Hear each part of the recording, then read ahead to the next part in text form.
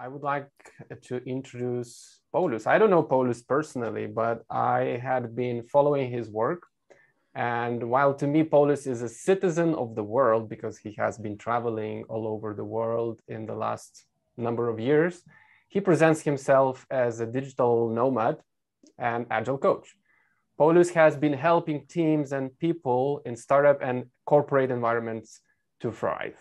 Interesting fact is he co-founded randomretros.com, where people can find a collection of fun and engaging retrospective formats. So if you are short of ideas how to make your retrospectives better, more fun, or just more attractive to everyone, maybe that's the website you wanna check it. Paulo, ready to rock the stage? Yes, thank you, Limonas, for the introduction. You should be able to see my screen now and you could hear me well. If that's the case, give me a thumbs up. Limonas? Awesome. Cool. So welcome, everyone. I hope you had a chance to get a glass of water during this short break. So the topic for today is what surfing taught me about making progress. In 2016, I had the near-death experience. I remember that day like it was yesterday. It happened at a beautiful place called Costa de Caparica, Portugal. I was a beginner surfer, having only 2 lessons in my whole life. I showed up at the beach excited with the wetsuit on and my surfboard nicely waxed. I had no clue that the waves that day were way beyond my capabilities, and I had to learn it the hard way. So here's how I got into trouble. I was already in the water when I saw a beautiful wave coming. I turned around and made a couple of power paddles. The problem was that the wave was way too big and I got my timing wrong. The wave crashed on me and I fell off my board. I got into a natural washing machine. The wave power was turning my body round and round while making me lose the sense of orientation. I spent 7 seconds under the water, and as I finally got out to inhale some air, another wave landed on my face. 7 more seconds. If you think about that 7 seconds is not enough, try to think about yourself under the water being just thrown to different directions. And then after the second wave, there were 7 more seconds under the water because another wave came. And I got really lucky because the third wave pushed me close enough to the shore so I can stand on my feet and have my head above the water. I managed to get out of the water and then spent just half an hour sitting on the sand, catching my breath and reflecting on my experience.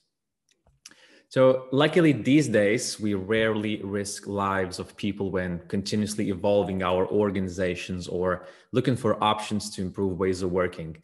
So today I'll share some lessons that I learned during different stages of my surfing journey, which are relevant regardless if it's personal or organizational context. So here's me, holding a surfboard and wearing a wetsuit. Through the eyes of my friends, I look like a real surfer after posting pictures on Instagram. But guess what? At that point of time, the number of waves I caught was an absolute 0. My so-called look good mindset was completely wrong. Today, looking good is easy. People can do a 2-day course and call themselves some sort of a master afterwards, or organizations can shout from the rooftops how agile they are while still living and breathing the principles of traditional command and control management.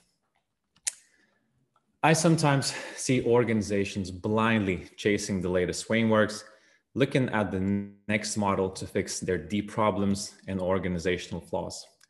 And that's a similar approach I started my surfing journey with. I was looking for the prettiest board and the wetsuit of a famous brand, but none of that was helping me to achieve the real progress. So what's my advice here? Start with being honest with yourself, understand the game you're playing, and get the right foundations. Beginner surfers need the biggest board they can get so they can have more balance, more stability, and could easily catch waves. The same applies to organizations. Start with the simple things. Make your teams better, improve collaboration, help them shine. And once you hit the limitations of that, Go for a bigger change, something more advanced to enable organizational-wide agility. Trust me, it's really hard to build great things on loose foundations. Lesson number 2, reading the environment well. One of the first things I underestimated when starting my surfing journey was the ability to read the environment and surfing conditions. A smart thing to do when you go surfing is checking the weather report, the wave size, the strength, direction of wind, and so on. This is the preparation part even before you start packing and hitting the road. Failed preparation can lead you to disappointment when you come to the beach and the ocean is completely flat, or the wind is just so strong that the waves are unsurfable. Ability to read the context of your team or organization is critical. How does your environment look like? How open and engaged people are? What are the behavioral patterns that emerge in that particular environment? These are just a few questions you need to answer before you turn your doing mode on. Whenever I start working with an organization or a team or considering running an initiative, I start with a simple 3P model to learn more about the environment. 3P stands for people, patterns, and the past. I personally love putting my curiosity hat on and learning as much as I can about the new environment or a challenge. So let's start with the first element, the past. We live life in the present, but we can only learn by looking backwards. And one of the biggest traps that new leaders or managers fall into is missing a chance to genuinely learn from the past. They land in a new environment and suddenly aiming to turn things upside down or try fixing everything around them. The truth is that every environment is shaped by events and experiences that happen over time. The past can be a great teacher and provide insights that will help making smarter moves in the future. The second element, patterns. Any environment is impacted by multiple people, norms, beliefs, and other forces around. Understanding different patterns early can help you to increase the chances of success and be more deliberate about particular tactics and strategies you use. Here's an example. Some time ago, I was working with a hypergrowth company. I learned that there are high chances that every 2 to 3 weeks, a new team member will join or someone from the team will move to another area within the organization. Whether I liked it or not, that was a clear pattern I had to adapt to. I felt that one of the main things I can do as an Agile coach is to co-create a gold standard for onboarding and offboarding people in our area. Additionally, I wanted to make sure that we continuously keep an eye on key skills and competencies and aim for a sufficient distribution of knowledge. I didn't care much about how we run stand-ups or how our burnout chart looked like. I left that to the smart engineers around me. My goal was to keep the environment healthy and ready for the constant change. And finally, the last P in this model, probably the most important one, and it's people. Learning about people is essential for establishing connections and knowing at least some players before you start playing the game. People will tell you stories and things that cannot be found in any documentation or defined in any process descriptions. I enjoy learning more about people and their point of view. At the beginning, it's not about asking questions that start with, what do you think about, or do you think we should? Typically, my cornerstone questions are, what do you see, or how does it feel to be here? It really helps me to understand different perspectives and add them to the bigger picture. That's how I form at least a partial truth about the environment I'm in. Another lesson I had was about practicing patience.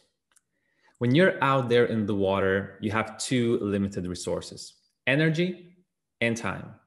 During your surfing session, you need to manage your energy well, so when the time is right, you can get those power paddles in and gain speed before catching the wave. Being too exhausted puts you in danger as well if things go wrong.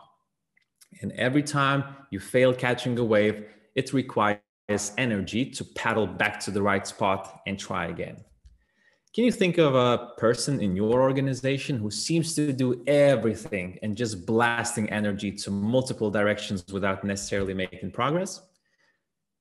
I've been one of these people in earlier stages of my career, and I still am sometimes. In surfing and business, patience is about nailing the timing and giving your full energy. Whenever you have a great idea or initiative in mind, do a check-in with yourself. Is it a good timing for that? Or can I find a better timing and give my full energy then?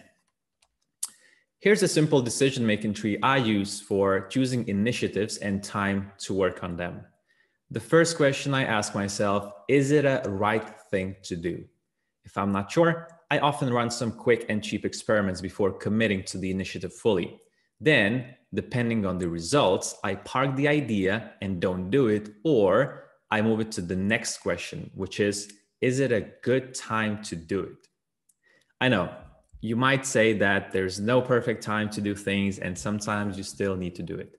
Look, I completely get it. But here I'm inviting you to check if there are any benefits you can get from being strategic about the timing. We don't live in an ideal or stable world, and you might move forward with your initiative being in the orange bubble that you can see at the bottom of the slide, and that's completely fine. I'm here just inviting you to do a little check-in before you do that. Lastly, let's talk about energy. The more ambitious your initiative, the more energy you'll need. It might be a right thing to do, a great timing, but the energy can make or break the success. Make sure that your batteries are well charged, or at least you have enough to move things forward. As any other model in the world, this won't solve all your problems, but it might be a 5-minute exercise that can build more clarity in a particular situation. One more for today, finding a buddy. It's way more fun to go through different experiences with someone. This is me and my friend Vytautas. During a surfing session, we can have a chat about life, cheer for each other after catching a good wave, or just keep an eye on each other. Throughout our lives, we always face challenges, problems, and tackle various quests. In personal life, we have family and friends who have our backs and help us bounce back when we're down. But in professional life, sometimes we struggle alone, and then we bring the work problems home. What worked for me and really contributed to my mental health and more peaceful personal life was having a buddy at work. A buddy is someone who you enjoy spending time with and can explore almost any topic together. I was really lucky to have buddies throughout my whole career who turned into real friends. So here's a short story. This is my good friend Sandy. Photo on the left is from a coffee catch-up we had when we barely knew each other on a personal level, but she invited me to join a company called Nomad and work together. Photo on the right, a year later, it's us again after a high-intensity CrossFit class. Me and Sandy can talk about anything, from agility in organizations to how much protein and fat there is in different types of meat and all the other nutrition stuff.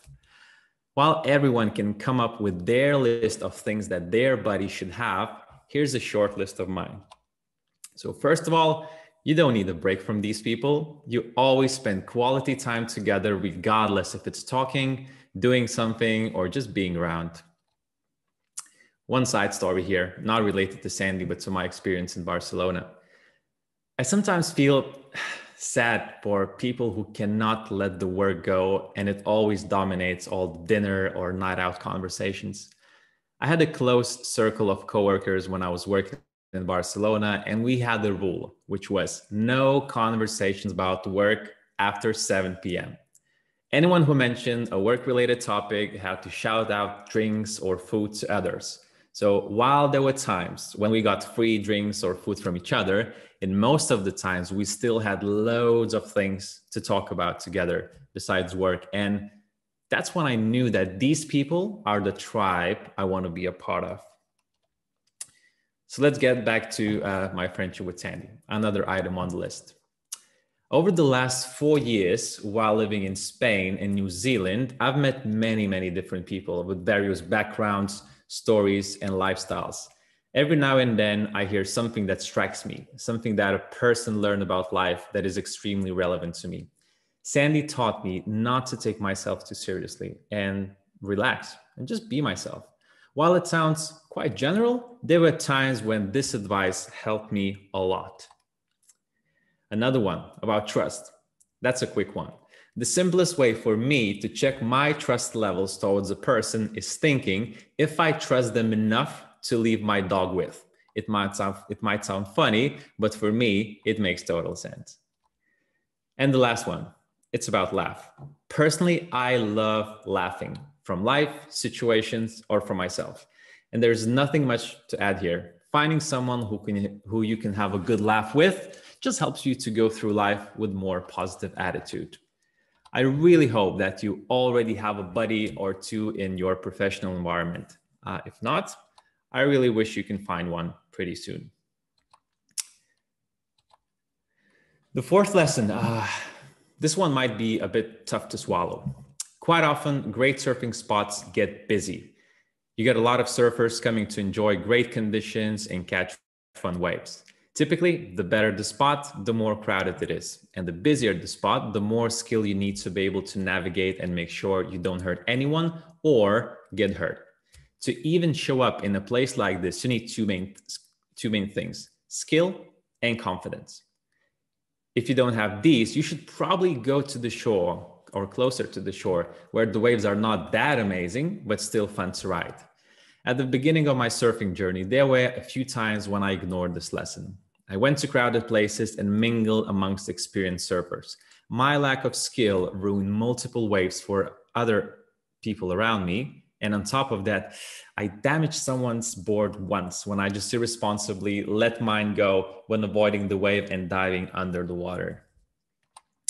In the professional environment, it's great to be ambitious, energetic, and challenge yourself. But make sure that your skill and confidence levels are in sync with reality. Don't be that person who suddenly feels ready to coach leadership and executives after just a few months working with development teams. This particular overestimation of confidence and skill can lead to what I call a role debt. And that's a situation when quite a few people in the organization fall short in competencies required for their role. And look, I get it. We all want to grow fast, accelerate our careers, and land a bigger role. My invitation here is to check in with yourself regularly and grow at a sustainable pace where you know that you have solid skills and it's enabling you to make a positive impact in your role. And here's my last point for today.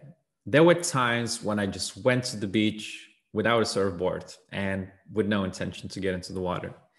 I was enjoying to see things from above and things from the distance, the beautiful nature, the way how waves move and how surfers catch them. I had the luxury to have breaks from professional life almost every 2 years. I had a break before moving to Barcelona.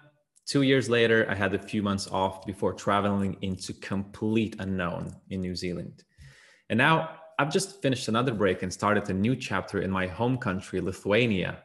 I really highly recommend taking breaks and reflecting before you accept a new opportunity or have a significant career change or a significant change in life. Taking some time off helps you to declutter your mind, clean up unhealthy thoughts, and adjust habits or beliefs so you can show up with a fresh perspective. And now, go out there and have fun catching waves in your organization, teams, or the ocean. Thank you. Right. What a great analogy, Paulus. I was listening and I could relate to so many things. Let me show you why. Boom. That's Beautiful. That's my experience when surfing in Fuerteventura 2020. I could relate so badly to these things. I had a break of 2 years before I went to Fuerteventura in 2020. And I was so excited on my first day that I'm gonna do it again. And you know what happened? you saw in the picture. I chose the wrong waves. They were too big for me to begin with after such a break. So So yeah, I broke my board. I hurt my feet, and I couldn't surf for the next 2 weeks because my feet were really, it hurt big time. So very nice analogy. I love the analogy that you used. I think it was very easy to convey the message that you wanted to convey using this analogy. I hope there were many people who attend this session today who could relate to what you were saying. So yeah, great stuff. Thank you very much for sharing. It was great to hear that you could relate to the situation. You saw the picture, right? Anyway, we do have one question unrelated to Agile, but could you recommend the best place for the beginner to learn surfing? Well, it really depends where you are in the world. So if that person can tell where they're from, it could be easier. But if you're in Europe, typically France is a great spot, Portugal, or it would be the north of Spain. But if I had to recommend, probably I would go with Portugal or France.